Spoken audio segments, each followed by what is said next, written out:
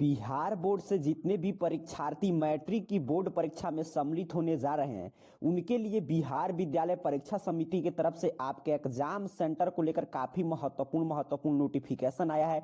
उसके साथ साथ जानकारी दिया गया है कि आपका ओएमआर शीट और उत्तर पुस्तिका मैट्रिक का इस साल कैसे रहेगा।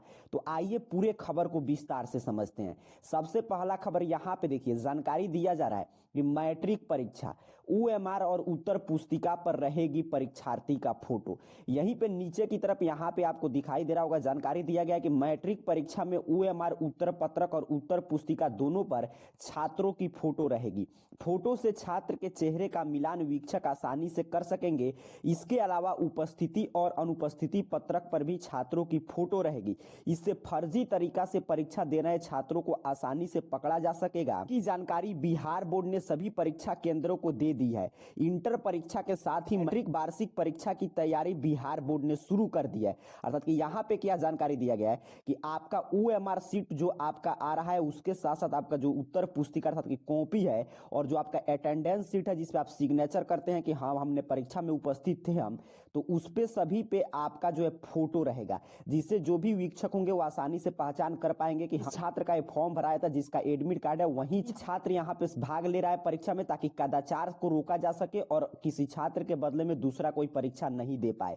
फिर नीचे जानकारी दिया गया है कि मैट्रिक वार्षिक परीक्षा आप जानते हैं 17 से 24 फरवरी तक आयोजित होगा, जिसमें लगभग 16,48,894 परीक्षार्थी शामिल होने जा रहे हैं। इसमें से 50% अर्थात कि करीब 8 लाख परीक्षार्थी पहली सीटिंग में और 8 लाख परीक्षार्थी सेकंड सीटिंग में। आगे नीचे महत्वपूर्ण बात है कि कैसे आपको अंदर बैठाया जाएगा। तो जानकारी दिया गया कि रोल नंबर नाम के साथ रहेगा सीट अलॉटमेंट। बोर्ड की माने तो परीक्षा कक्ष में हर परीक्षार्थी के रोल नंबर नाम के साथ ही सीट अलॉटमेंट किया जाएगा। इसके लिए बोर्ड द्वारा निर्देश दिया गया है हर परीक्षार्थी के ओएमआर उत्तर पत्रक प्रश्न पत्र उत्तर पुस्तिका के साथ रोल नंबर और रोल कोड के मिलान किया जाएगा।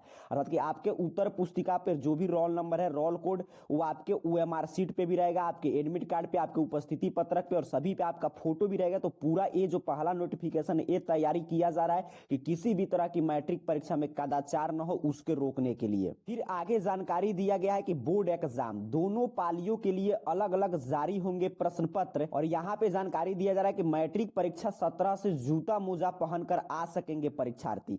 यहाँ पे जानकारी दिया गया है कि नीचे यहाँ पे बताया जा रहा है कि आप जानते हैं कि बिहार बोर्ड का जो है फर्स्ट शिफ्ट और सेकंड शिफ्ट दोनों में आपका एग्जाम होगा, लेकिन एक दिन जैसे मैथ का मान लीजिए 17 फरवरी का फर्स्ट शिफ्ट में पेपर है और फिर सेकंड शिफ्ट में भी मैथ का ही पेपर होगा।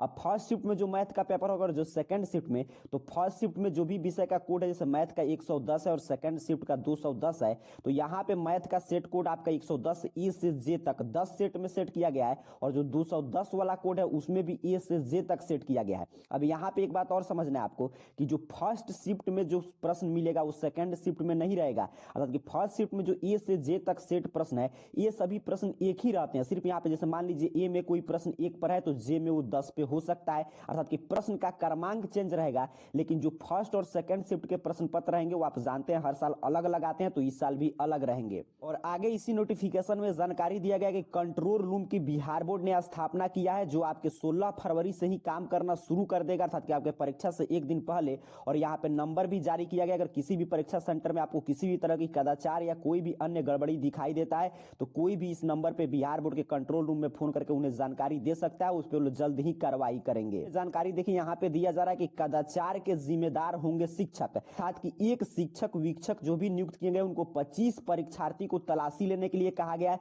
उसके बाद वो लोग डिक्लेरेशन देंगे कि इन 25 परीक्षार्थियों की अच्छा से तलाशी लिया और फिर भी अगर अंदर उनके पास चीट पूर्जा उस परीक्षार्थी के पास कुछ भी पकड़ा जाता है तो वो परीक्षा से निष्कासित होंगे ही, लेकिन उसके साथ साथ जो वीक्षक उनके जांच करके डिक्लेरेशन दिए थे कि हाँ हमने इनका जांच किया, तो उन वीक्षक को भी कदाचार में लिप्त मानते हुए बिहार बोर्ड उन वीक्षक को भी जिम्मेदार ठहराकर उनको भी निष्कासित करेगा और उन पे भी कार्रवाई किया जाएगा।